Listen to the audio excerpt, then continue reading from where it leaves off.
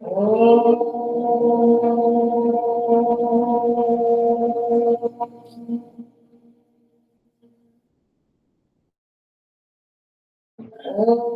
सहना भवतु सहनौ भुनक्तु सह वीर्यं करवावहै तेजस्विनावधीतमस्तु मा विद्विषावहै। ॐ शान्ति शान्ति शान्तिः। गुरुर्ब्रह्मा गुरुर्विष्णु गुरुर्देवो महेश्वरः गुरुरेव परं ब्रह्म तस्मै श्री गुरवे नमः। तस्मै श्री गुरवे नमः। वसुदेवसुतं देवं कंसचाणूरमर्दनं देवकी परमानन्दम् कृष्णं वन्दे जगद्गुरुं कृष्णं वन्दे जगद्गुरुम्।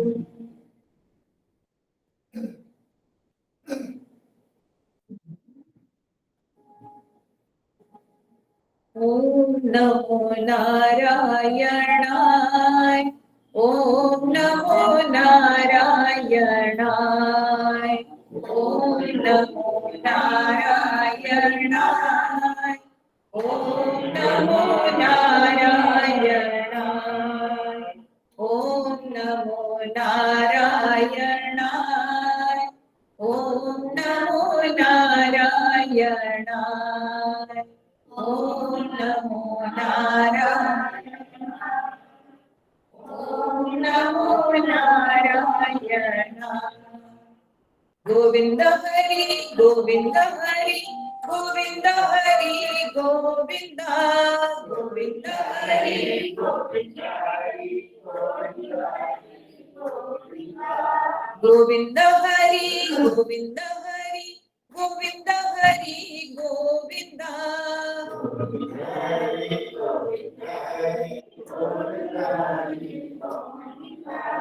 ॐ नमो नारायणाय ॐ नमो नारायणाय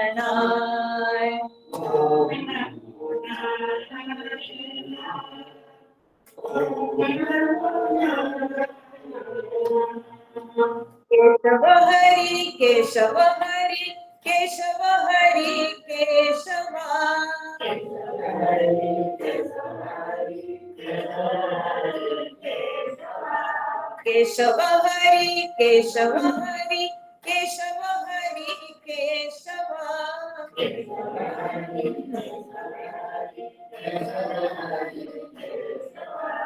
ॐ नमो नारायणाय ॐ नमो नारायणाय ॐ नमो नारायणाय ॐ नमो नारायणाय। माधव हरि माधव हरि माधव हरि माधव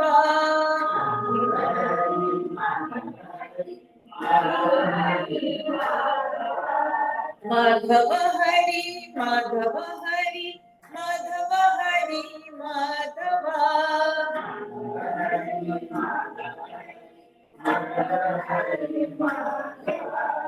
ॐ नमो नारायणाय ॐ नमो नारायणाय।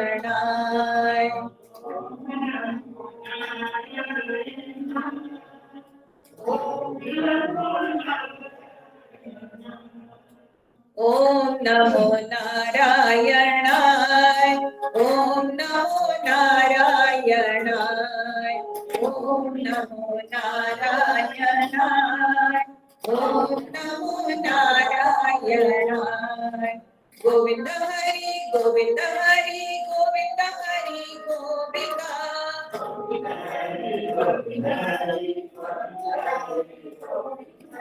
केशव हरि केशव हरि केशव हरि केशव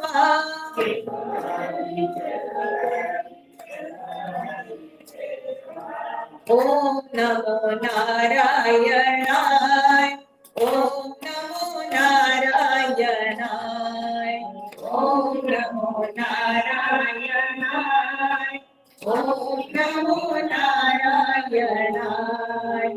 ओम नमो नारायणाय ओम नमो नारायणाय ओम नमो नारायणाय ओम नमो नारायणाय ओम नमो नारायणाय ओम नमो नारायणाय ओम नमो नारायणाय ओम नमो नारायणाय।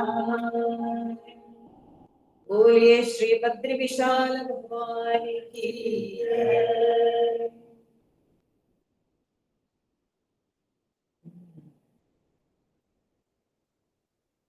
आज हम लोग गोपी गीत के 6 नंबर श्लोक से पाठ करेंगे।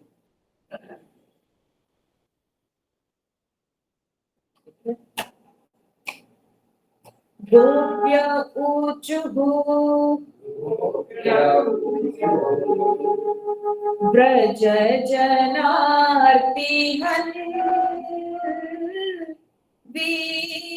वीरयोषिता निज जन स्मय ध्वंसनस्मिता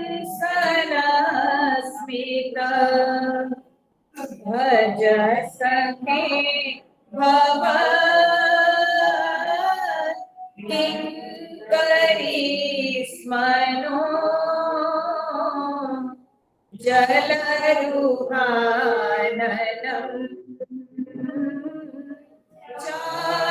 चारुदर्शय प्रणतदेहिना पापकर्षणम्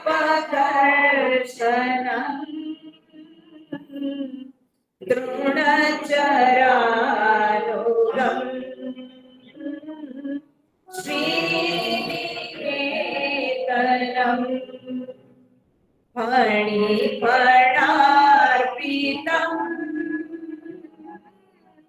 ते पदाम्बुजम् कृणुकुजे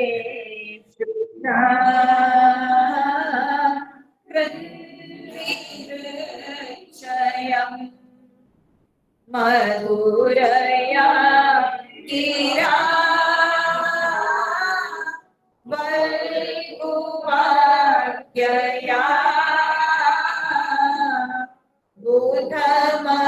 बुधमनोज्ञया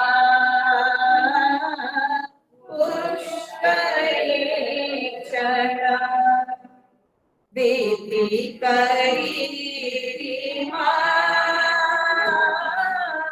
वीरमुह्यति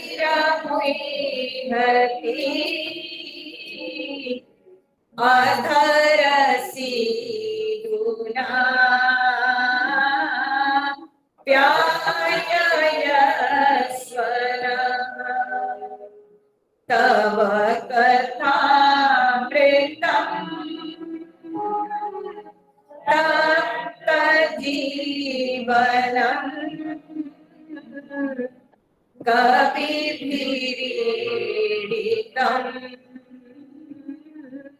कल्मषापहम् श्रवणमङ्गलम्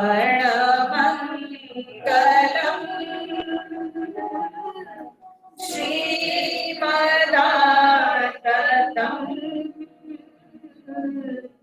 भुवि गृह्णन्ति ते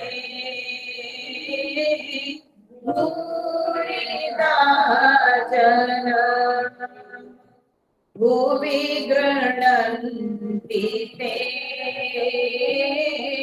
भूरिदा जना। तो गोपियां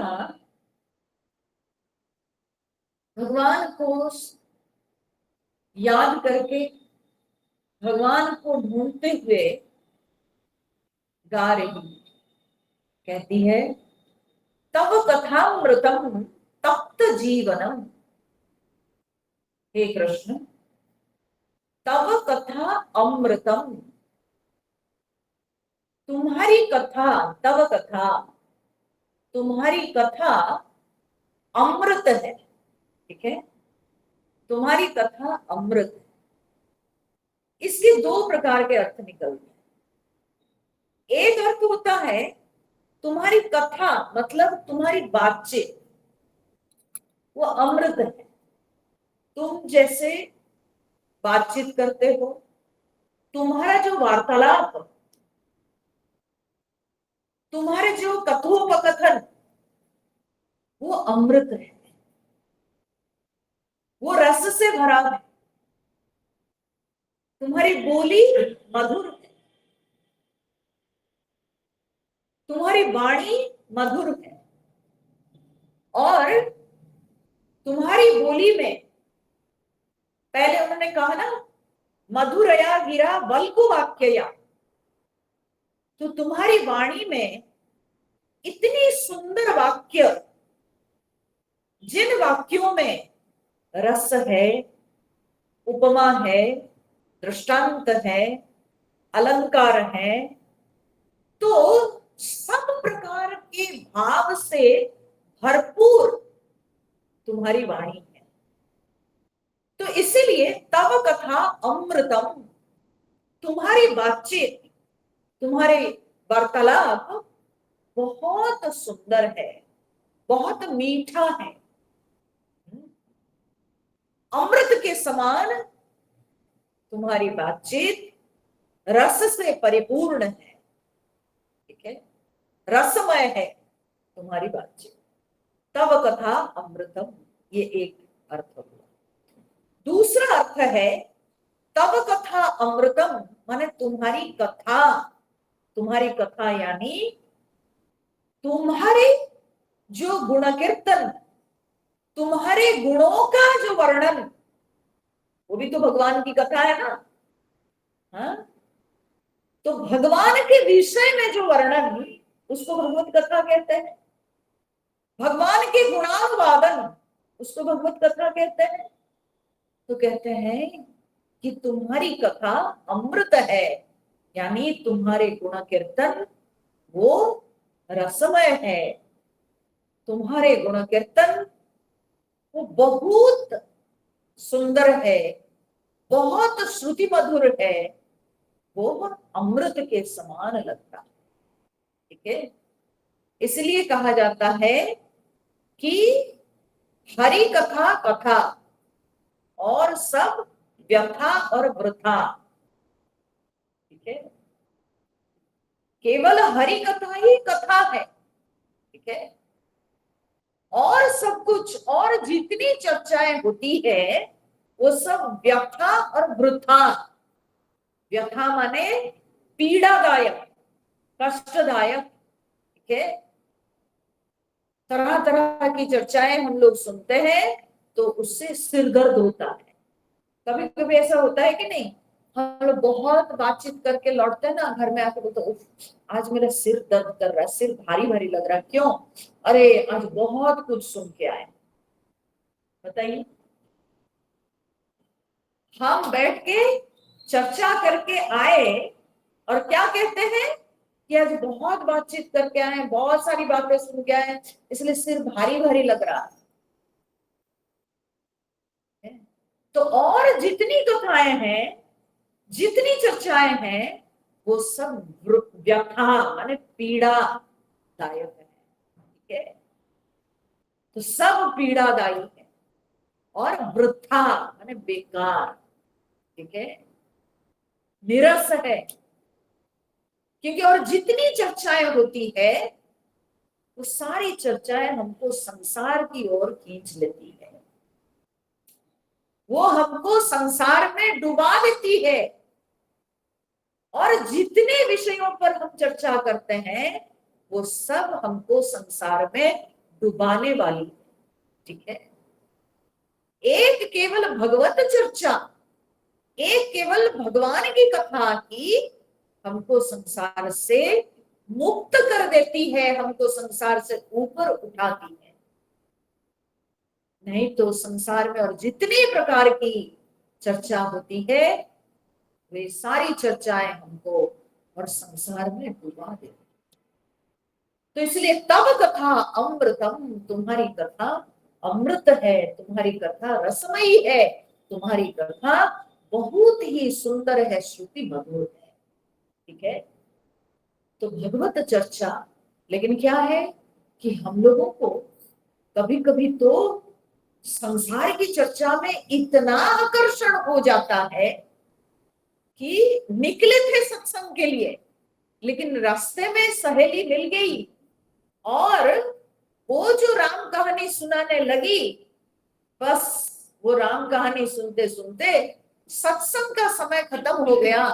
फिर वहीं से बोलते हैं और क्या जाएंगे, अब तो सत्संग खत्म होता होगा, तो घर लौट जाती, ठीक है ना। जो सत्संग की जो राम कथा है वो प्यारी नहीं, उसमें उतना आकर्षण नहीं। रास्ते में क्या सहेली मिल गई, क्या राम कहानी सुनाई कि उसमें इतना आकर्षण कि राम कथा, सच्ची राम कथा को हम भूल गए और वो संसार के राम कहानी में हम फंस गए, ठीक है। यही हम सबकी स्थिति है। अगर सचमुच में हमको रामायण में या राम जी की कथा में तृप्ति होती, सचमुच में अगर ये हमको अच्छा लगता, तो हम कभी कहीं किसी आकर्षण में रुकते नहीं। परंतु अगर संसार के विषयों में हम आकर्षित हो रहे हैं, इसका मतलब है अभी भी भगवत कथा में हमको आनंद आया नहीं, अभी भी भगवत कथा में हमको रस नहीं मिला है। तो इसलिए भगवान यहाँ गोपियां यहाँ पर कहती है तव कथा अमृतम, तुम्हारी कथा वो अमृत है, तव कथा अमृतम, ठीक है, तव कथा अमृतम। फिर तप्त जीवनम, ठीक है, तप्त, हाँ? तप्त मतलब क्या, जो लोग ये संसार के दावानल में तड़प रहे हैं, ठीक है, ये संसार रूपी दावानल में, ये संसार रूपी समुद्र में जो डूब रहे हैं और डूबते हुए वे छटपटा रहे हैं, कोशिश कर रहे हैं कि कोई हमारी रक्षा करे, कोई हमको इस संसार समुद्र से ऊपर उठाए, उद्धार करे। तो ऐसे जो पीड़ा में तड़प रहे हैं जो लोग, उनको कहते हैं तप्त, ठीक है। ताप जो भोग रहे हैं, जो ताप महसूस करते हैं, तो उनको कहते हैं तप्त, ठीक है। जो संसार के ताप में तड़प रहे हैं, ऐसे तप्तों के लिए गोपियां कहती है तुम्हारी कथामृत जो है जीवन है, ठीक है। जो तप्त है उन तप्त जनों के लिए तुम्हारी कथा वो जीवन के समान है, जो मर रहा है उसके लिए तुम्हारी कथा जीवन सदृश है, ठीक है। जैसे जो व्यक्ति को सांस लेने को नहीं होता है, तो वो उसके लिए क्या है, न शुद्ध वायु उसके लिए जीवन है, वो तड़पता है।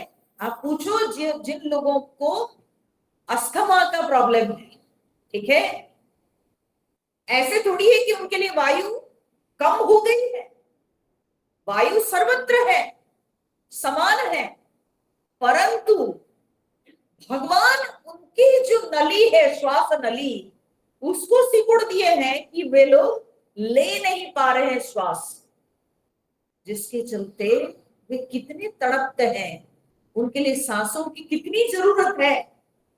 सांस जीवन है, छटपटाते हैं, ठीक है। तो वैसे ही ये संसार रूपी दावानल में जो लोग तड़प रहे हैं, जो लोग तप्त है, तो उनके लिए भगवान की कथा जीवन है। तब कथा मृतम तप्त जीवनम। भगवान की कथा इतना मधुर है, इतना सुंदर है, इसका तो सुंदर दृष्टांत है जब मां सीता जी अशोक वन में अग्नि की जो है मांग कर रही थी, ठीक है। तारों से, चंद्रमा से, अशोक वृक्ष से, ठीक है, कि थोड़ी सी चिंगारी तुम लोग दे दो जिससे मैं चिता बनाकर उसमें प्रवेश कर जाऊंगी, मैं और जी नहीं सकती, मैं राम जी के बिना और जी नहीं सकती। और उसी समय हनुमान जी अशोक वृक्ष पर बैठकर राम कथा सुनाने लगे। और उस राम कथा को सुनकर जो इतने समय से, लंबे समय से सीता जी के अंदर जो कष्ट था, जो दुख था, जो तड़प था, जो ताप में वो छटपटा रही थी, वो उसी क्षण दूर हो गया। उनके मन को ठंडक मिली। तब वो इधर उधर देख के पूछती है, कौन हो आप? कौन राम कथा हमको सुना रहे हैं? सामने क्यों नहीं आ जाते? समझ रहे हैं? तो भगवत कथा में कितनी शांति है, कितना सुख है, इसी से आप अनुमान लगा सकते हैं। भगवत कथा कैसा अमृत है। आप सोचिए कि जब शुकमुनि जी परीक्षित जी को भगवत कथा सुनाने के लिए बैठ गए हैं, उस समय देवता लोग अमृत कलश लेके पहुंचे, ठीक है। और अमृत कलश लेकर शुकमुनि जी के सामने पहुंच के बोलते हैं, मुनिवर आप ये अमृत कलश रख के परीक्षित जी को अमृत पिला दीजिए, तो अमृत पिला देने से वे अमर हो जाएंगे और मरेंगे नहीं, तब तक उनको डसने पर भी वे मरेंगे नहीं, तो काम खत्म, प्रॉब्लम सॉल्व, है ना। और हम लोगों को आप भगवत कथा दे दीजिए, यानी भगवत कथा हम सबको सुनाइए, हम उसके बदले अमृत कलश लाए हैं, दे रहे हैं, आप परीक्षित जी को दे दीजिए। तो शुकमुनि जी हंस करके परिहास करते हुए देवताओं से बोले कि को कांच और को मणि ही, कहा कांच और कहा मणि, ठीक है। क्या कभी मणि के समान कांच हो सकता है? कभी नहीं। कांच मणि के जैसे दिखने पर भी कभी मणि के समान कांच नहीं हो सकता। वैसे ही जो तुम लोग अमृत कलश लेके आए हो, वो अमृत कलश कभी ये भगवत कथामृत के साथ तुलनीय नहीं है, ठीक है। और अगर हम अमृत कलश रख के हम अगर भगवत कथा को तुम लोगों को दे देंगे, कथामृत अगर तुम लोगों को दे देंगे, तो फिर कथा का तिरस्कार हो जाएगा। और कथा का तिरस्कार नहीं, बल्कि कथा के माध्यम से भगवान को तिरस्कार हो जाएगा। क्योंकि किनकी कथा? भगवान की कथा, ठीक है। हम अमृत कलश को महत्व देकर अगर भगवत कथा को हम बेच देंगे, तब कथा का तिरस्कार हो जाएगा। तो चुपचाप देवता लोग वहां से चल दिए और परीक्षित जी को शुकमुनि जी कथा सुनाते रहे। तब कथामृतम तप्त जीवनम। और जो परीक्षित जी तड़प रहे थे कि उनके ऊपर ऋषि का श्राप पड़ा है, ठीक है, उनके हृदय को ठंडक मिली, शांति मिली।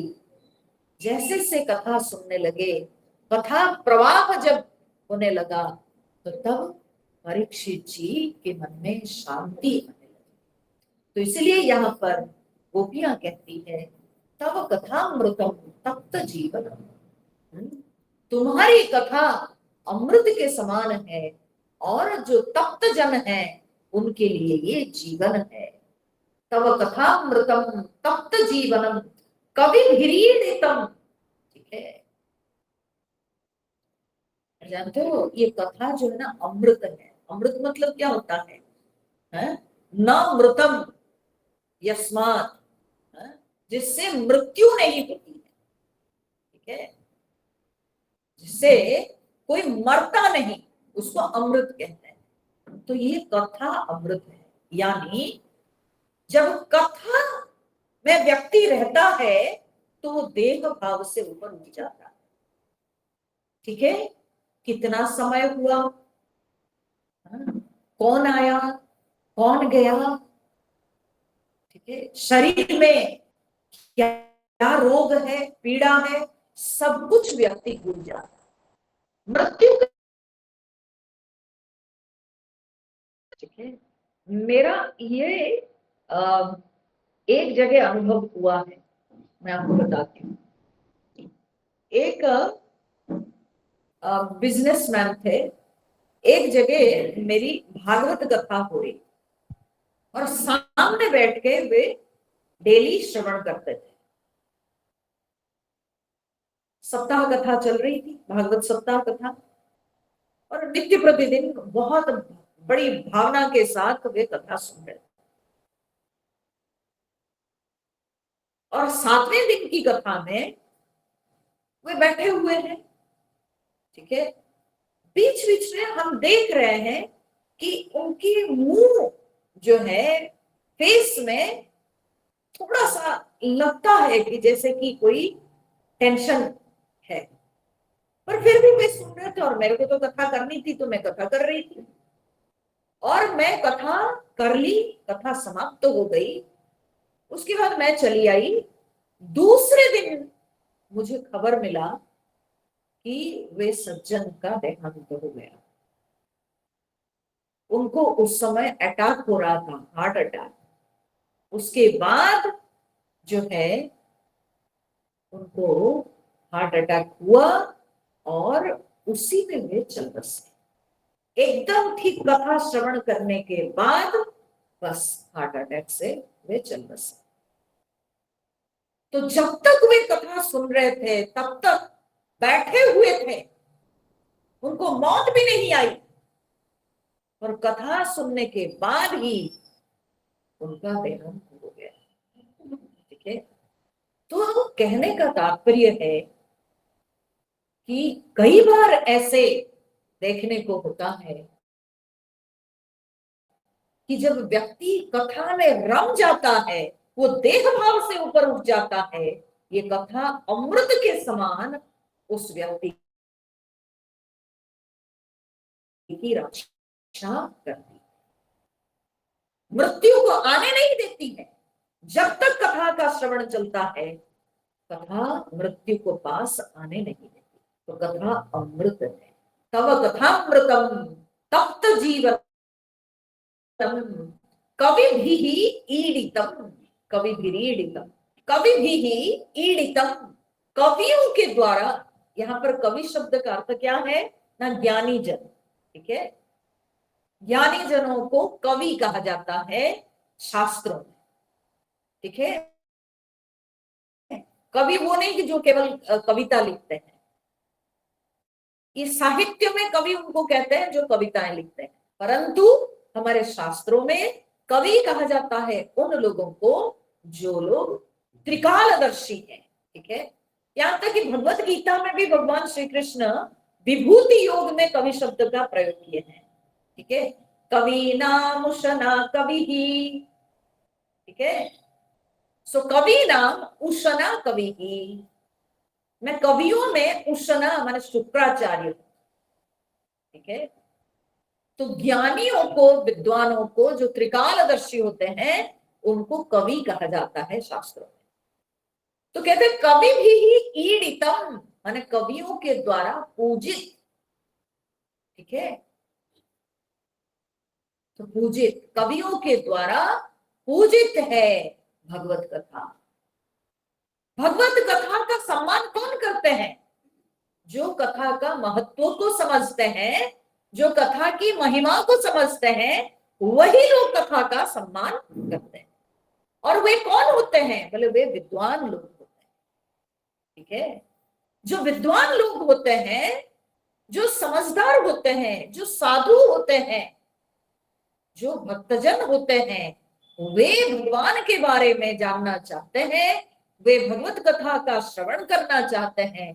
तो इसलिए यहाँ पर गोपियां कहती है कि कवि भी ही ईडितम, माने ज्ञानियों के द्वारा पूजित है तुम्हारी कथा। तव कथा अमृतम तप्त जीवनम कवि भी ही ईडितम। और फिर कल्मषापहम, कल्मष अपहम। कल्मष माने क्या है? कल्मष का अर्थ होता है पाप। ठीक है, कल्मष का अर्थ होता है पाप। तो यहां कल्मष किसको कहा गया है, ये समझने वाली बात है। देखो, योगियों के लिए पाप क्या है? योगियों के लिए पाप है चित्त वृत्ति। क्योंकि योग क्या है ना, चित्त वृत्ति निरोध योग। पतंजलि जी पहला सूत्र में बताते हैं चित्त वृत्ति का निरोध ही योग है। तो इसलिए योगियों के लिए पाप क्या है ना, चित्त वृत्ति। मन में अगर वृत्तियां उठी तो उनके लिए वो पाप है, बहुत बड़ा दोष है। ठीक है, योगियों के लिए। ज्ञानियों के लिए पाप क्या है? ज्ञानियों को अद्वैत अभेद भाव में पहुंचना है, प्रतिष्ठित होना है। ज्ञान उसी को कहते हैं। ठीक है, तो इसलिए ज्ञानियों के लिए पाप क्या होता है ना, भेद दृष्टि। अगर मन में भेद दृष्टि है, अगर अभेद अद्वैत परमात्मा तत्व को नहीं ज्ञानी दर्शन कर पा रहा है, तो ये उसके लिए बड़ा पाप है। तो ज्ञानियों के लिए भेद दृष्टि पाप है। योगियों के लिए चित्तवृत्ति दोष है, पाप है। और भक्तों के लिए पाप क्या है ना, भगवान से वियोग। ठीक है, भक्त के लिए भगवान से वियोग ही पाप है, भगवान की विस्मृति ही पाप है। ठीक है, समझ में आया? तो इसलिए कल्मष अपहम, कल्मष माने पाप को, अपहम माने दूर करने वाला, पाप को नष्ट करने वाला। तो भक्त के लिए पाप क्या हुआ ना, भगवान का वियोग या भगवान की विस्मृति। ठीक है, तो तुम्हारी कथा भगवान से वियोग होने नहीं देती। ठीक है, भगवान से वियोग वाला जो पाप है, वो पाप को आने नहीं देती तुम्हारी कथा। ठीक है ना, ये वियोग रूपी पाप को नष्ट करने वाली है तुम्हारी कथा। क्योंकि हम जितनी कथा सुनेंगे भगवान की, हमको भगवान के साथ लगाव होगा, हम भगवान के साथ जुड़े रहेंगे, तो भगवान से वियोग कैसे होगा? समझ रहे हैं? भगवान की विस्मृति कैसे होगी फिर? तो इसलिए भगवान की विस्मृति कथा कभी होने नहीं देती है। तो कल्मष अपहम, ये जो भगवत विस्मृति रूप जो पाप है, वो पाप को नष्ट करने वाली है तुम्हारी कथा। समझ में आया? है ना सुंदर? हाँ? तो कल्मष अपहम, ये जो भक्ति के मार्ग में सबसे बड़ा पाप होता है भगवान को भूल जाना, भगवान से दूर होना। और कभी भगवत कथा में अगर हम रहेंगे तो भगवान से कभी वियोग होगा ही नहीं, हम भगवान को भूलेंगे। तो इसलिए पापों से कथा हमको मुक्त करती है। कल्मषापकम श्रवण मंगलम श्रीमत आततम। श्रवण मंगलम, और सुनने से मंगल होता है। श्रवण मंगलम, कथा का श्रवण करने से व्यक्ति का कल्याण होता है। मन के विक्षेप दूर होते हैं। मन के अंदर जितने कलुष है, जितनी गंदगियां हैं, वो सब दूर होती है। जब भगवत कथा का प्रवेश होता है मन में, तो तब मन से सारे पाप दूर हो जाते हैं। जन्म जन्मांतर से पता नहीं कितने पाप पड़े हुए हैं मन में, वे सारे पाप, सारे कलमश सब दूर हो जाते हैं जब हम भगवान की कथा सुनते हैं। श्रवण मंगलम, श्रवण सुनने से ये कल्याण होता है, ये कल्याणकारी है कथा। ठीक है। श्रवण मंगलम तव कथामृतम तप्त जीवनम कविभिरीडितम कल्मषापहम श्रवण मंगलम श्रीमत। श्रीमत मतलब श्री से युक्त, अर्थात सुंदरता से युक्त, मधुरता से युक्त श्रीमत। ठीक है। तो भगवान की कथा बहुत सुंदर है, भगवान की कथा बड़ा मधुर है। ठीक है। भगवान की कथा में इतना आनंद आता है, भगवान की कथा में इतना सौंदर्य है, भगवान की कथा में इतनी शोभा है कि कहने वाला उस शोभा में रमने लगता है। भगवान की छवि मन में आती है और कहने वाला उस भगवत छवि को देखकर, उस भगवत छवि को स्मरण करके तन्मय हो जाता है, और सुनने वाला भी उसमें तन्मय हो जाता है। तो इसलिए कहते हैं श्रवण मंगलम, सुनने से मंगल होता है। ये श्रवण के द्वारा ये मंगल करती है कथा। श्रवण मंगलम श्रीमत, अर्थात सौंदर्य से युक्त, शोभा से युक्त श्रीमत, बहुत सुंदर, परम सुंदर है भगवत कथा। और आततम, आतत मतलब क्या है? न तनु विस्तारे। ठीक है। तन धातु का अर्थ होता है विस्तार होना। ठीक है। सो आततम, आतत माने विस्तृत है। हरि अनंता हरि कथा अनंता। ठीक है। भगवान की कथा विस्तृत है, अनंत है। ठीक है। अर्जुन कहते हैं ना, भगवान कहते हैं ना, नास्त्यम तो विस्तरस्य में। जब अर्जुन ने कहा कि प्रभु आप अपनी विभूति को मुझे सुनाइए,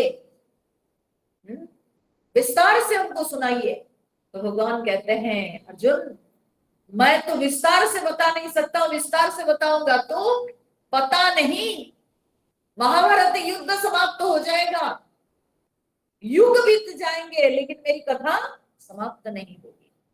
नास्त्यम तो विस्तरस्य में, मेरी विभूति का कोई अंत नहीं है।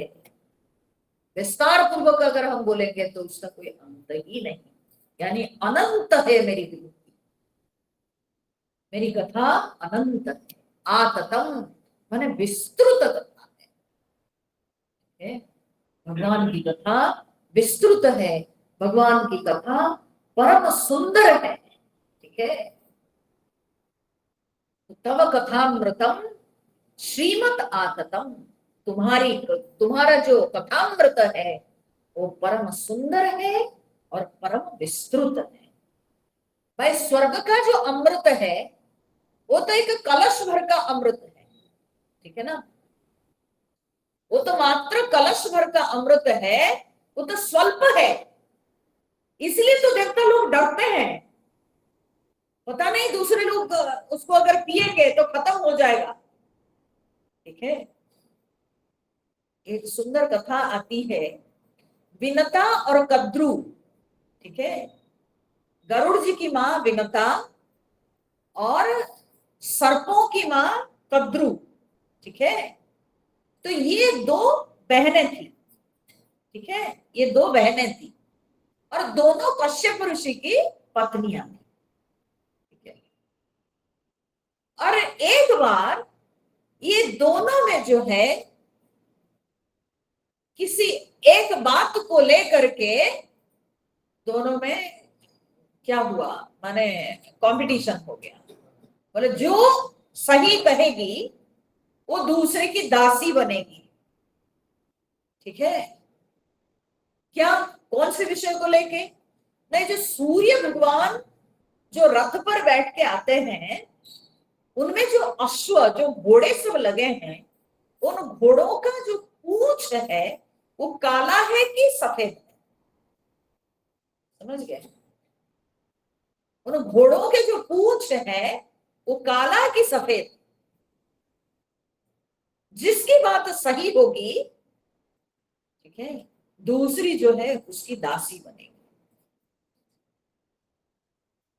तब विनता बोली सफेद है, क्योंकि भगवान के घोड़े सफेद है तो घोड़ों के पूंछ पर पूंछ भी सफेद ही हो।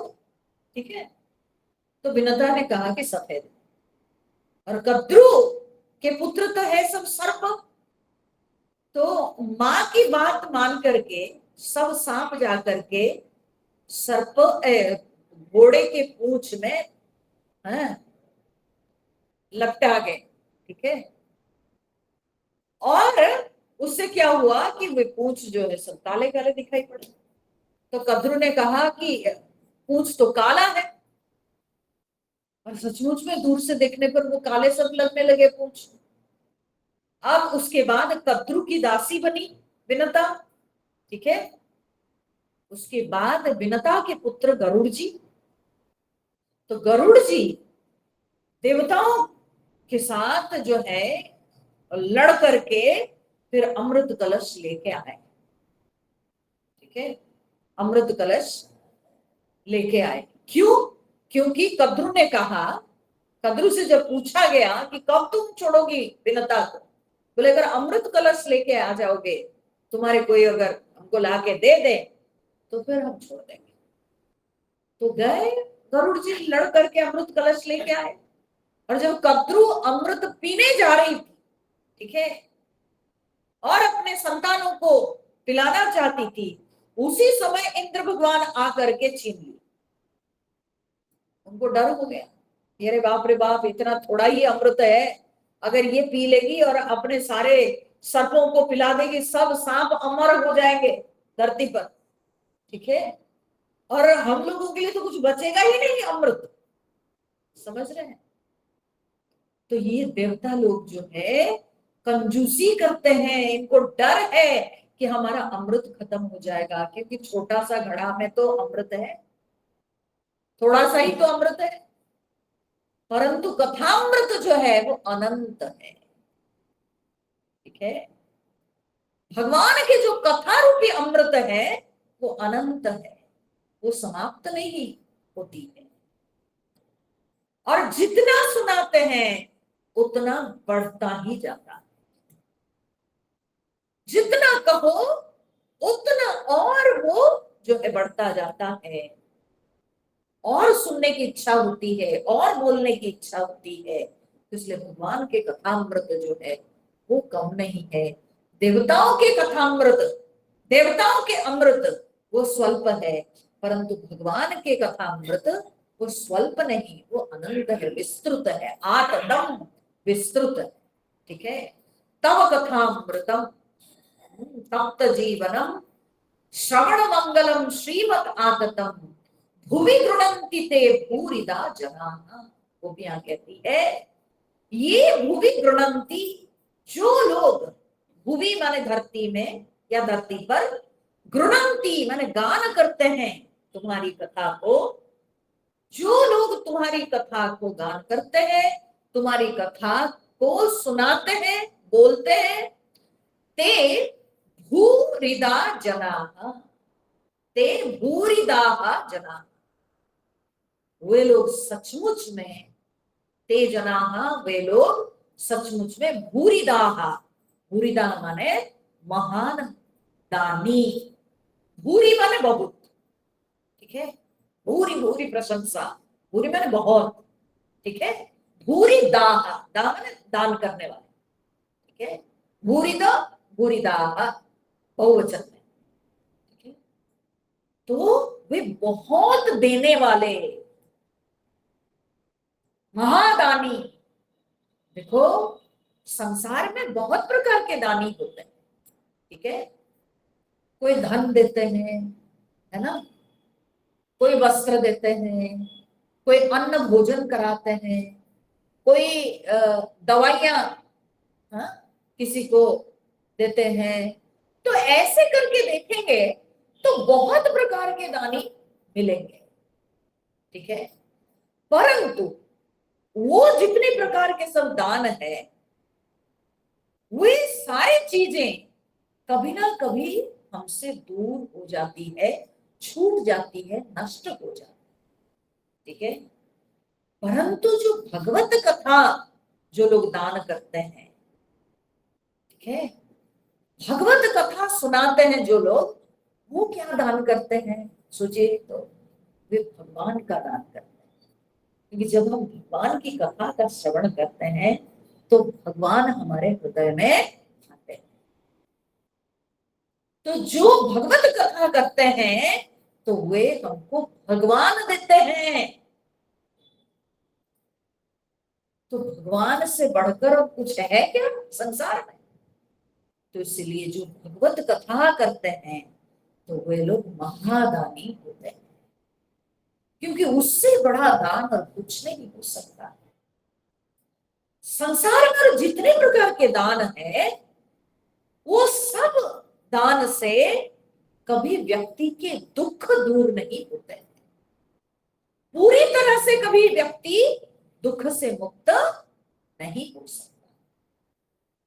परंतु भगवत कथा रूपी दान से व्यक्ति का दुख हमेशा हमेशा के लिए मिट जाता है। तो इसीलिए जो लोग भगवत कथा का श्रवण कराते हैं उन लोगों को महादानी कहा जाता है, क्योंकि इससे बड़ा दान और कुछ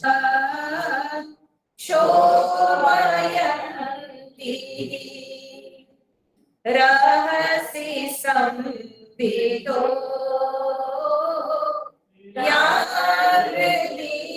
स्पृश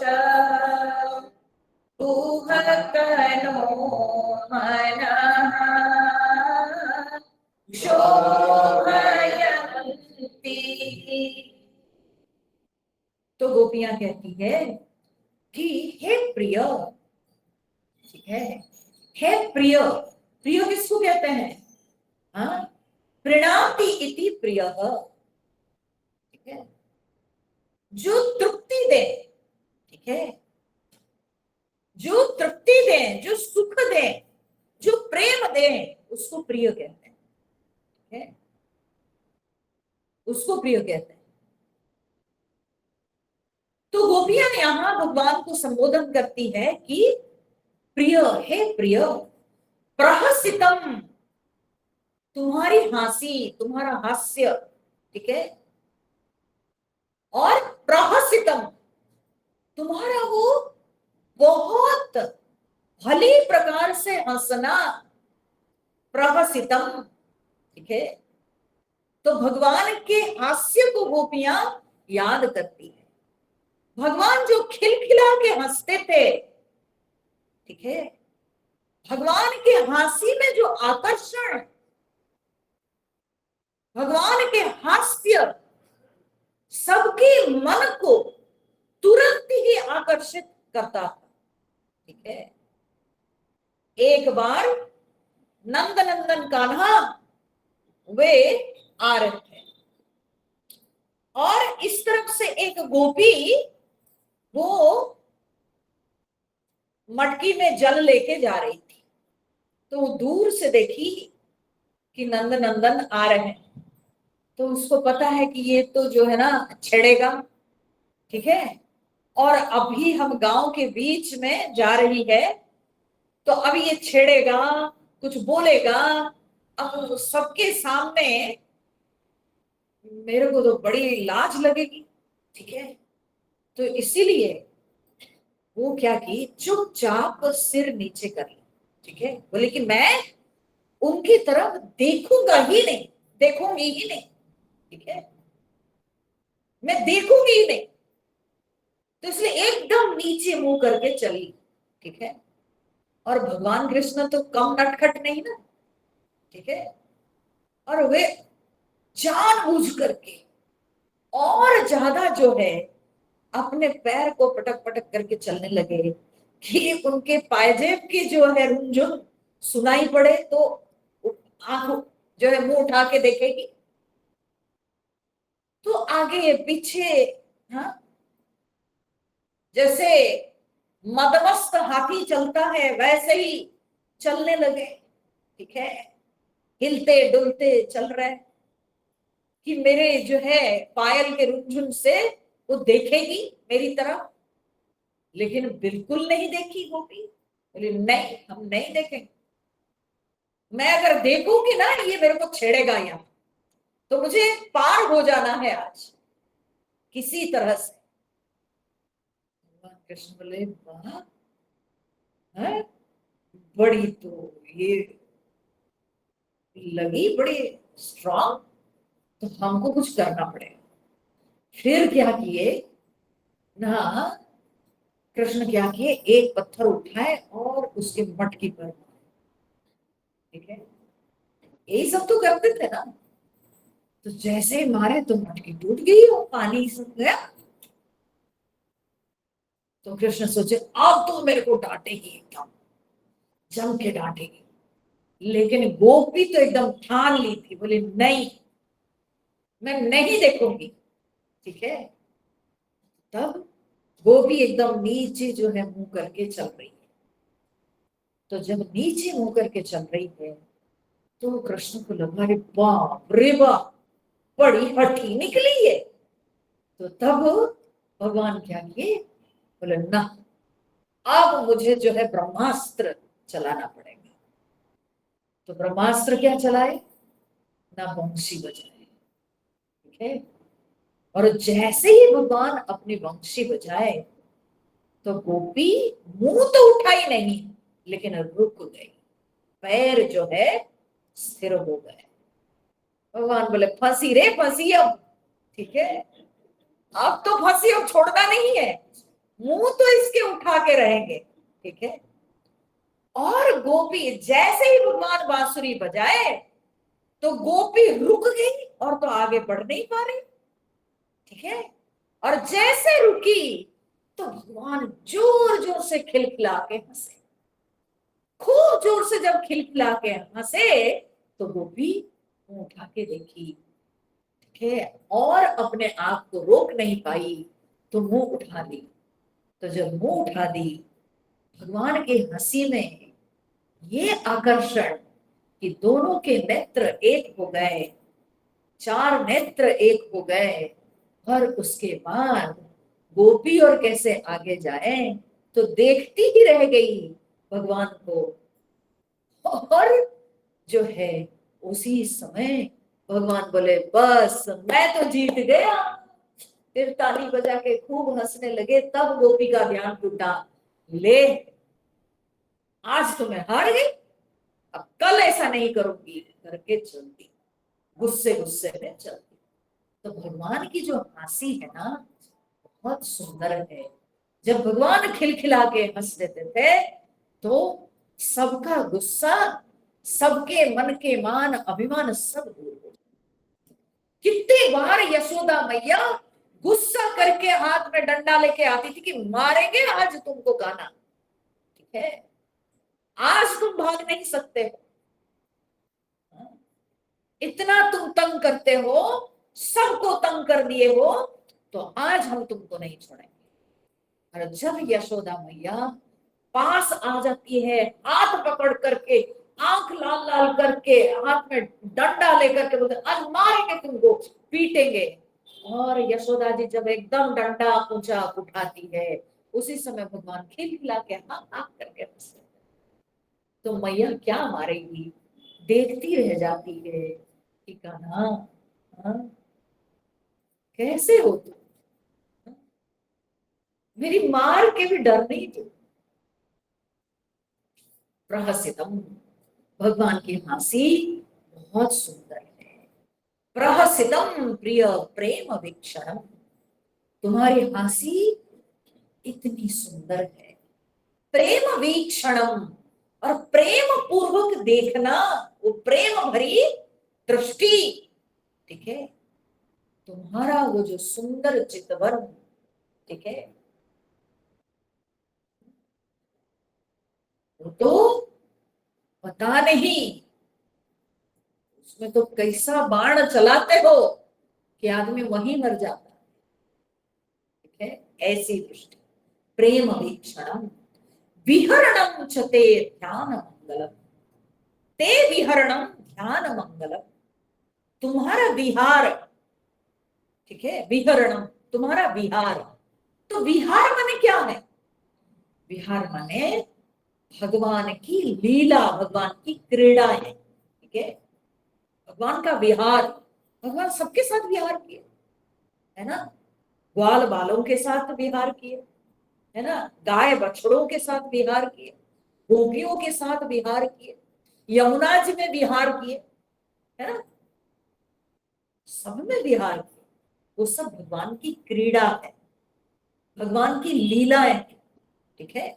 तो गोपियां कहती है ते विहरणम ध्यान मंगलम, ठीक है, तुम्हारे वो जो विहार है, तुम्हारी जो लीलाएं हैं, तुम्हारी जो क्रीड़ाएं हैं, वो ध्यान के लिए बड़ा मंगलकारी।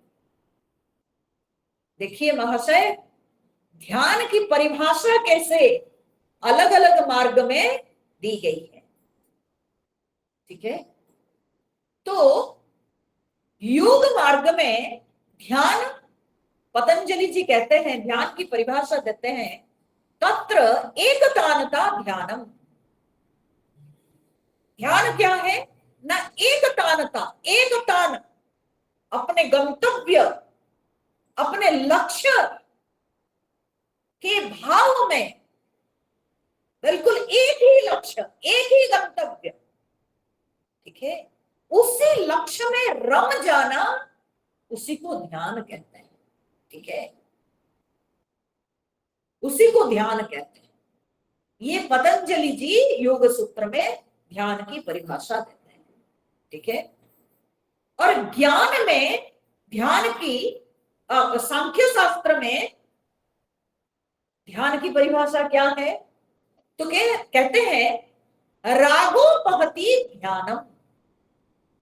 ध्यान क्या है, रागोपहति,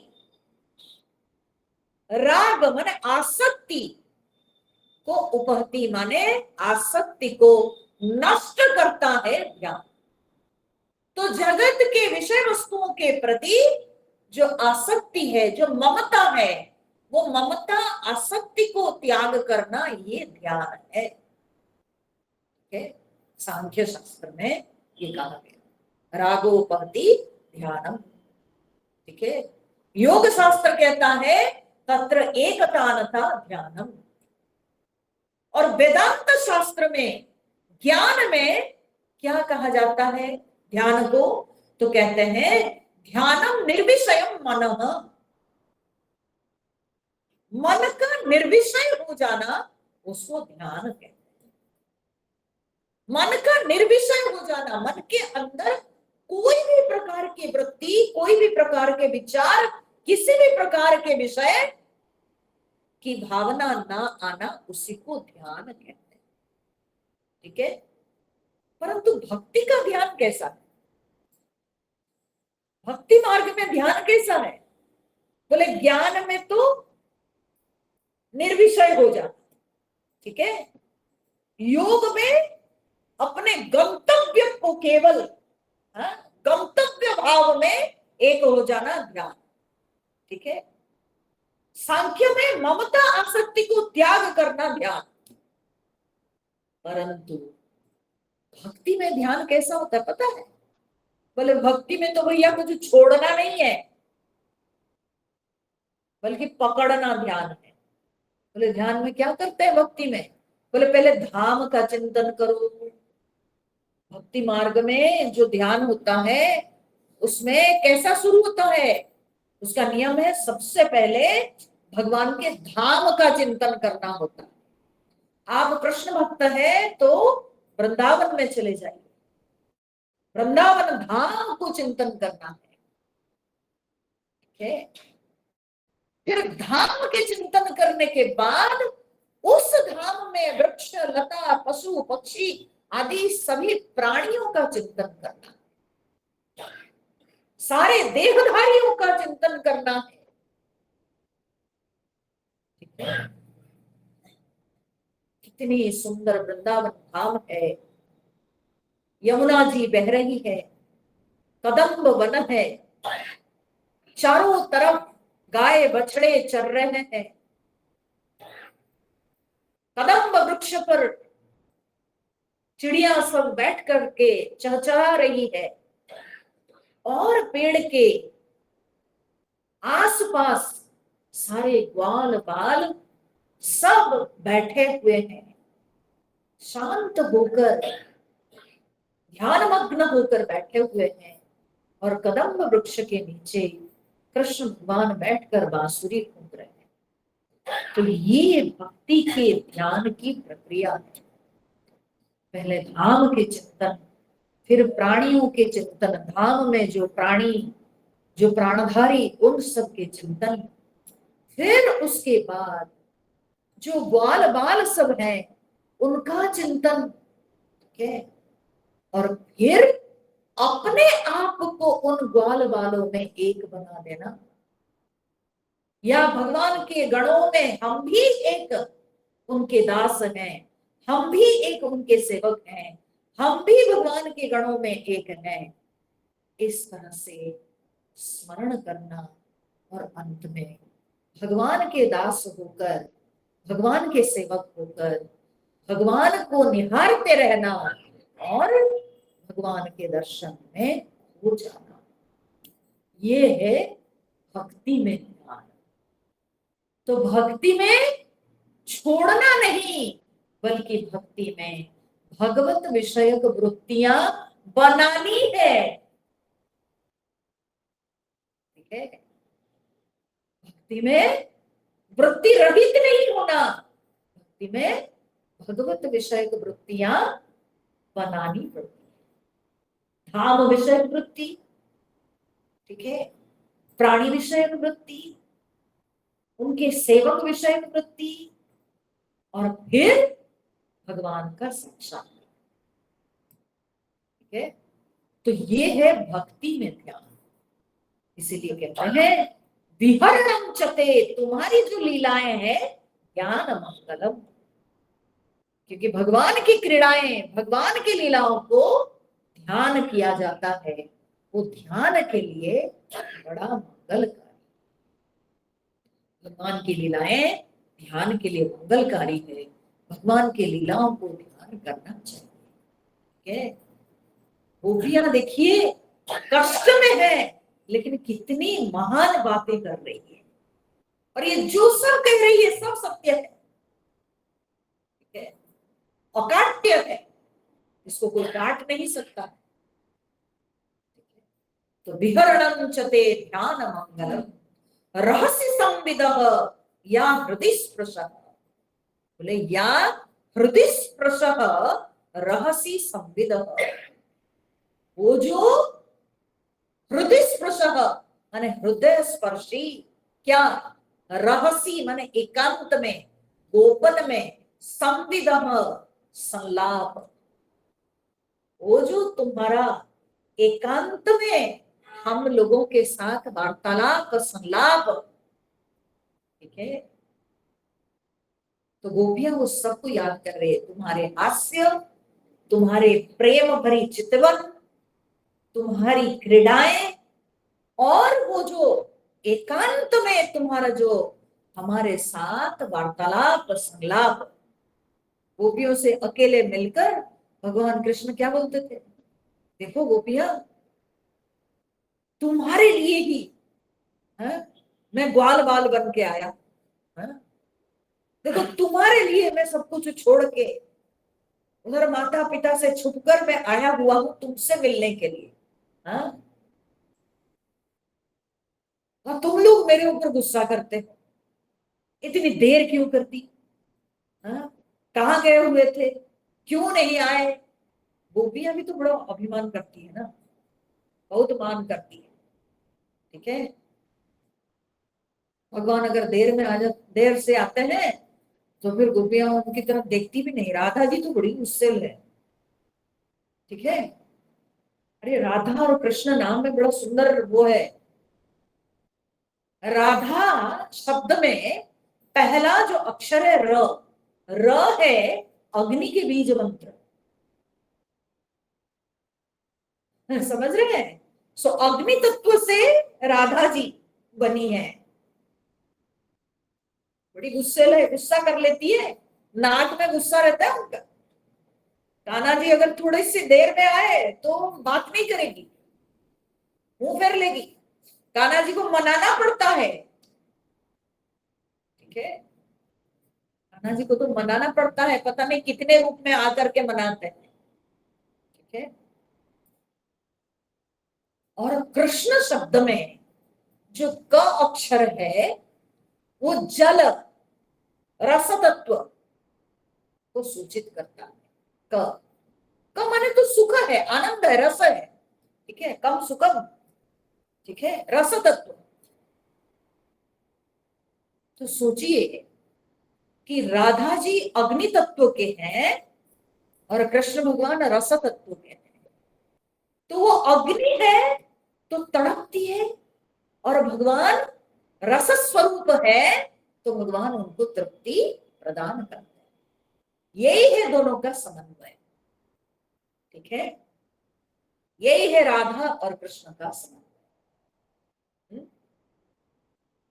ठीक है, तो एक प्यास में रहती है और एक रस देकर तृप्ति प्रदान करते हैं। एक रस स्वरूप है, रस देकर तृप्ति प्रदान करते हैं। तो प्यास और तृप्ति, ठीक है, ये दोनों का समन्वय है, राधा और कृष्ण। ठीक है, इसलिए राधा जी में बहुत क्रोध है, गुस्सा कर लेती है, हाँ? और अकेले में भगवान आके मनाते हैं। अब गोपियां उन सारी बातों को याद कर रही है कि तुम्हारा वो जो है अकेले हमसे मिलना, छुपकर आकर हम सबको मनाना, अब वो सब याद आती है, हृदय स्पर्शी। ठीक है, रहस्य संविद या हृदय स्पर्श कुहकनो मन शोभयन्ति है। फिर गोपियां भगवान को संबोधन क्या करती है, बोले कुहक, अरे कपटी, मायावी। ठीक है, तुम हम सबको माया में फंसा के कहां चल लिए, हाँ? बड़ी कपटी हो तुम, कपट किए हो हमारे साथ, हम सबको फंसाकर छोड़ के चले गए। कुहक माने मायावी, कपटी।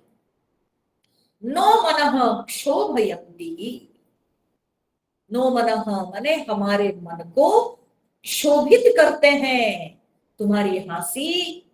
ठीक है, तुम्हारी दृष्टि, तुम्हारे प्रेम भरी चितवन, तुम्हारे वो एकांत में मिलना, बातचीत करना, वार्तालाप, वो सब हमारे मन को शोभित करते हैं।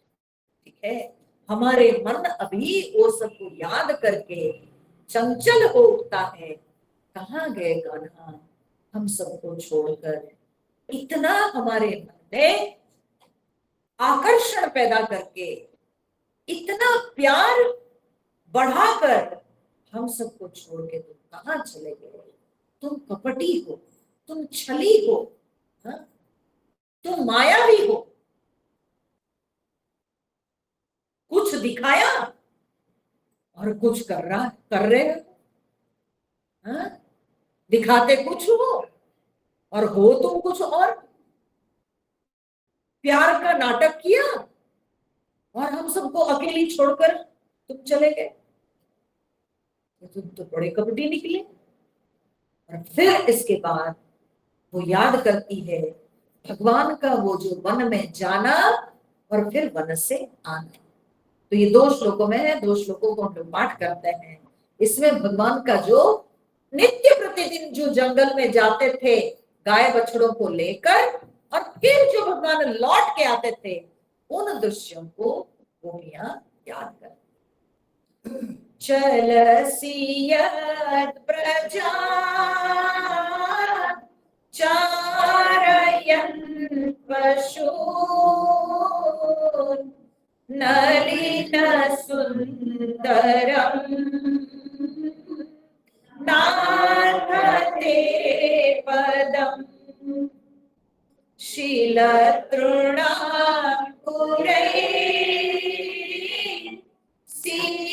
सीदतीति नः कलिलतामनः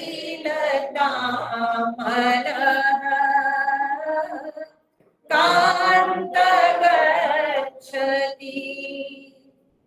दिनपरीक्षये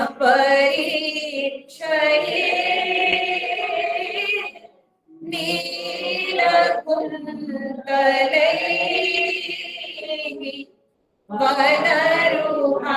वनरुहाननम् बिभ्रदावृतम् घनरजस्वलम्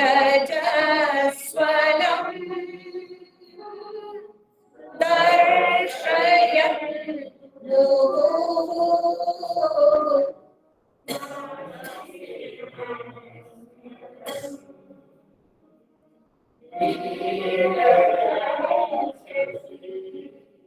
मनसि न स्मरन् वीरयच्छसि।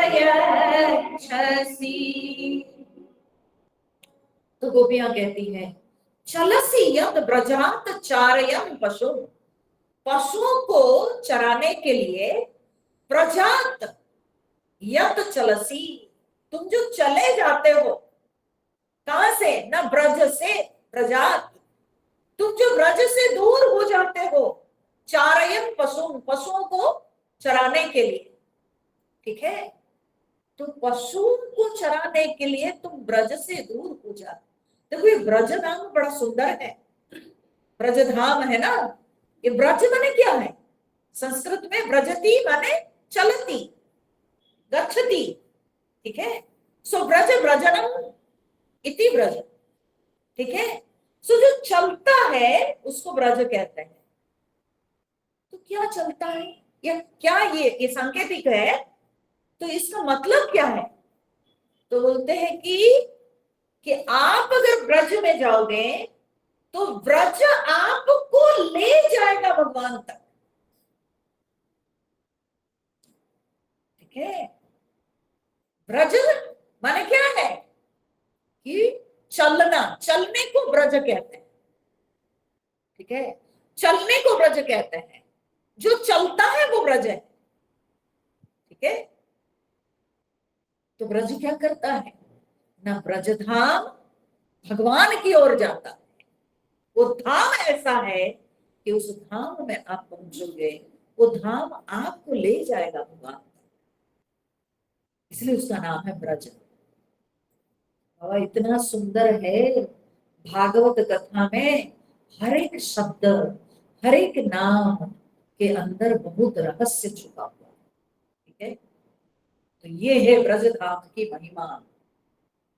तो गोपियां कहती है ब्रजात चलसी, तुम ब्रज से चले जाते हो, क्यों ना? पशुओं को चराने के लिए। जिन पशु जो अज्ञानी हैं, अज्ञानी पशुओं को चराने के लिए तुम ब्रज छोड़ के चले जाते हो, और हम जो कि तुमको चाहती है, तो हम लोगों से दूर हो गए। वे पशु जो कुछ नहीं जानते, अज्ञानी है, मूढ़ है, उन सब के प्रति तुम्हारा इतना प्रेम, तुम उन सब को चराने के लिए ले जाते हो। पता है शास्त्रों में कहा गया है, ऐसे कथा में इस तरह से वर्णन आते हैं कि अगर भगवान पशुओं को चराते नहीं ले जाते तो ब्रज के पशु भूखे रह जाते, वे चरने नहीं जाते, क्योंकि जहां भगवान वहीं टिकते हुए वहीं रहते, वे खाने में नहीं मांगते, वो जाते भी नहीं। तो अगर भगवान रहेंगे ब्रज में तो वे भी ब्रज में रहेंगे, वे जाएंगे नहीं भगवान को छोड़ के, क्योंकि ब्रज में जो भी सब थे वे सब के सब साधक थे, मुनि ऋषि लोग थे, वे इच्छा करके विभिन्न रूप में आए हुए थे। वे देवता सब थे, मुनि ऋषि लोग थे, साधक गण थे, सब प्रार्थना करके अपनी इच्छा से वे आए हुए हैं वो सब रूपों में। तो इसलिए वे तो भगवान के निकट रहना चाहते हैं, तो भगवान जहां रहेंगे वहीं वे रहेंगे। अगर भगवान नहीं लेके जाते, भगवान अगर संकल्प नहीं करेंगे उनको चराने के लिए, तो वे चरेंगे भी नहीं, खाएंगे भी नहीं, भूखे प्यासे वहीं ब्रज में रहेंगे। समझ रहे हैं? तो इसीलिए भगवान को ले जाना पड़ता था। तो इसलिए भगवान उन पशुओं को चराने ले जाते थे। तो गोपियां कहती है कि तुम जो ब्रज से चले जाते हो, नलिन सुंदरम नाथ ते पदम, हे नाथ ते पदम, तुम्हारे चरण नलिन सुंदरम, नलिन माने पद्म, कमल, कमल के समान तुम्हारे चरण सुंदर है, कमल के समान तुम्हारे चरण सुंदर है, कोमल है, सुरभित है। जैसे कमल से एक सुंदर गंध निकलती है ना, ऐसे भगवान के चरणों से भी सुंदर गंध निकलती है। तो भगवान के चरण भी कमल के समान सुंदर है, कोमल है, सुरभित है।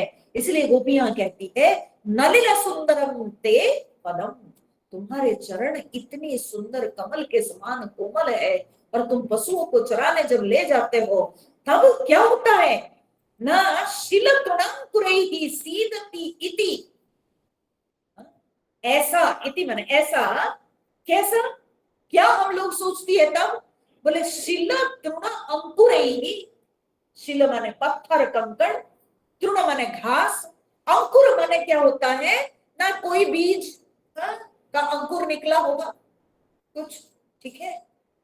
तो ऐसे पता नहीं किन किन चीजों पर तुम्हारा पैर पड़ता होगा और तुम लड़खड़ाते होंगे। सीदती, गीता में भी सीदती शब्द आया ना, सीदंती मम गात्राणि, है ना, मेरे शरीर के अंग प्रत्यंग थर थर कांप रहे हैं। तो गोपियां कहती है कि इन कंकड़ पत्थर घास फूस या कोई बीज अंकुर किस पर पैर पड़ जाता होगा और तुम लड़खड़ाते होंगे, तुम्हारे पैर जो है थर थर कांप रहे होंगे, उसको याद करके न मन हे कांत कलिलताम गच्छति,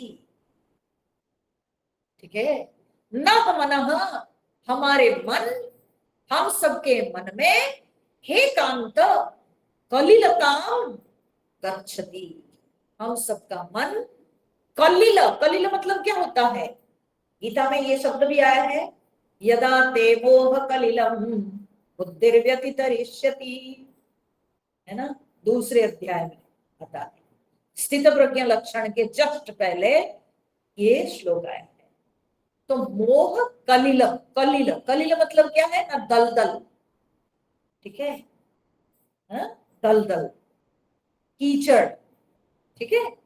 तो यहां पर गोपियां क्या कहती है, बोले हम सबके मन तब कलिलता, कलिलता माने माने क्या कहेंगे, बहुत ही मन के अंदर जो है पता नहीं तरह तरह के विचार उठते हैं, गलत विचार सब उठते हैं, ठीक है, मन के अंदर सब जो है गलत विचार उठते हैं। क्या कि हमारा कान्हा जब खाली पैर में वन में जाता है पशुओं को चराने के लिए, पता नहीं कहीं कंकड़ पत्थर घास है कांटे इस पर पैर पड़ता होगा तो उसका पैर कांपता होगा, लड़खड़ा के गिरता होगा, पता नहीं क्या होता होगा। ऐसे प्रकार प्रकार के मन में जो है माने दोषपूर्ण भावनाएं उठती है। ठीक है, मन कलिलता को प्राप्त होता है। कलिलताम गच्छति, हमारा मन ऐसे कलिलता में गमन करता है, अर्थात मन के अंदर से प्रकार प्रकार के गलत विचार सब आते हैं जब तुम चले जाते हो वन में। और फिर सवेरे से तो तुम वन में चले जाते हो, फिर जब शाम को लौटते हो तुमको क्या पता दिन भर हम तुम्हारी प्रतीक्षा में रहते हैं। जब तक तुम लौटते नहीं, तुम्हारे श्रीमुख को हम दर्शन नहीं कर लेती है, तो हमारे शरीर तो रहता है पर उसमें जैसे कि प्राण नहीं है। तुम हम सबके प्राण लेके चले जाते, मृतवत हम लोग तब जीते हैं। काम तो हम करती रहती है लेकिन कोई शरीर में प्राण ही नहीं, शरीर में जैसे कि जीवन। तो इसलिए जब तुम लौटते हो, दिन परीक्षये नील कुंतलैहि वनरुह आननम बिभ्रत आवृतम। तो गोपियां कहती है दिन परीक्षये, दिन का जब अंत होता है, दिन का जब क्षय होता है, सूर्य जब अस्तगामी होते हैं, अस्ताचल सूर्य के समय, सूर्य जब अस्ताचल को प्राप्त होते हैं, उस समय जब तुम लौटते हो तो कैसे रूप में लौटते हो?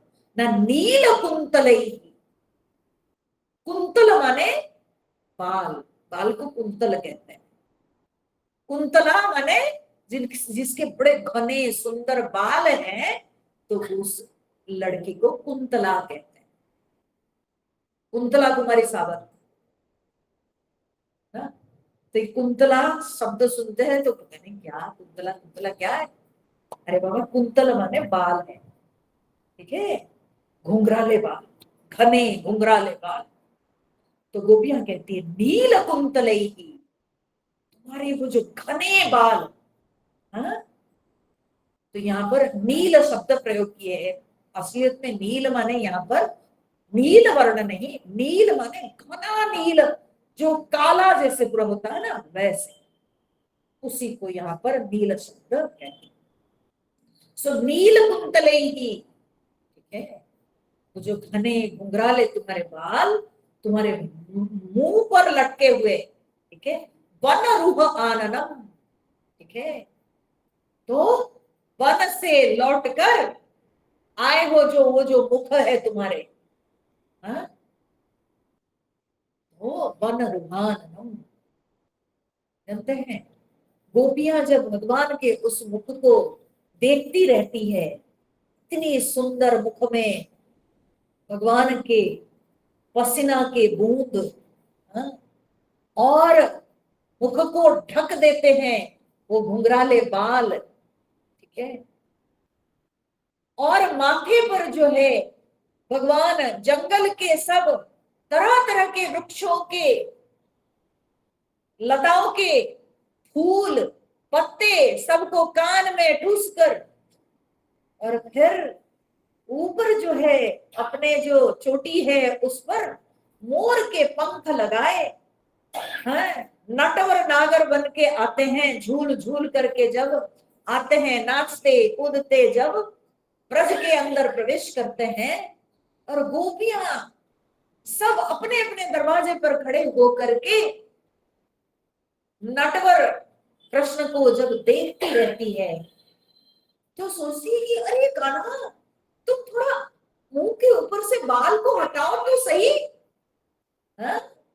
तुम्हारे मुंह को हम लोग देखना चाहती है।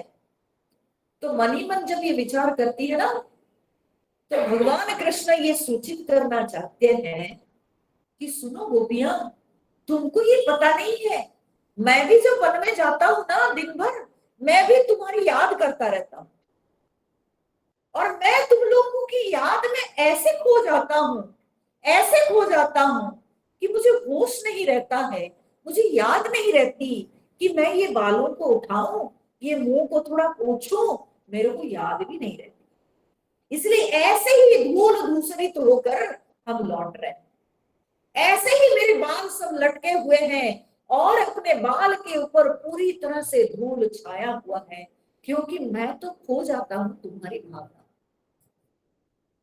जैसे तुम सब मुझे देखना चाहती हो, मैं भी तुम सबको देखना चाहता हूं, और मैं भी तुम लोगों की भावना में खो जाता हूं। इसलिए मैं अपने बाल को भी उठाने भूल जाता हूं, मैं अपने मुंह को साफ करने भी भूल जाता हूं। इस कारण से मैं ऐसे ही होके है। तो भगवान जब लौटते हैं, भगवान का वो जो दृश्य है वो अति सुंदर मनमोहक दृश्य है। तो उसको गोपियां देखती है कि भगवान के मुख आवृत है, ढका हुआ मुख है, घन रजस्वलम, एकदम घना, एकदम रज माने क्या है ना, रेणु माने धूल, एकदम धूल से छाया हुआ है, धूल से ढका हुआ मुख है। विकृत माने धारण, ठीक है।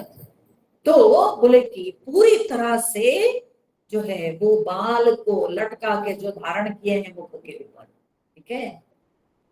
और फिर जो है उनका मुख घना एकदम धूल से ढका हुआ है, छाया हुआ है धूल उनके मुख के ऊपर।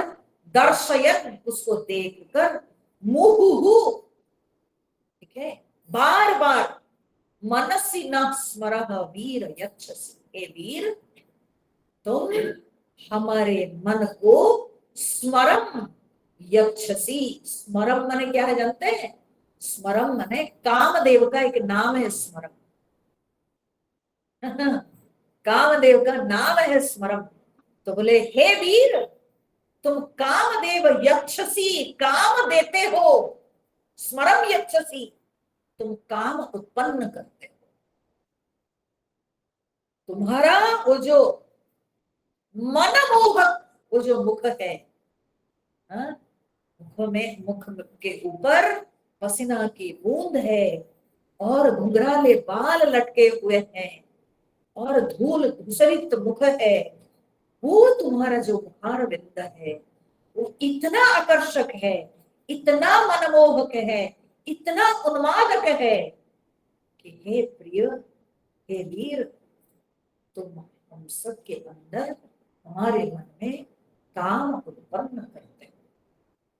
अब काम उत्पन्न करके फिर तुम छुप कहां गए? छोड़ के क्यों चले गए? इतनी लीलाएं करके हम सबके मन में इतना काम बढ़ा दिए, और बढ़ा के फिर हम सबको छोड़ के तुम कहां चले गए? हे कपटी कृष्ण, हे नटवर कृष्ण, क्यों इतना नाटक कर रहे हो? तुम्हारे नाटक को समझने की क्षमता तो हम सब में है नहीं। अब अपने नाटक को छोड़कर दृश्यमान हो जाओ, दर्शन दे। तो ये गोपियों की प्रार्थना है, ये गोपियों की कामना। तो फिर हम लोग कल श्रवण करेंगे। आज के लिए इतना।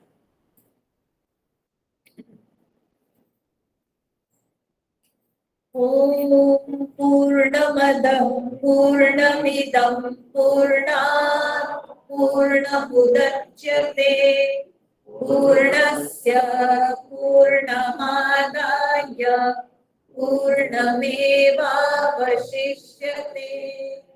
ओम शांति शांति शांति। हरि ओम श्री गुरुभ्यो नमः। हरि ओम।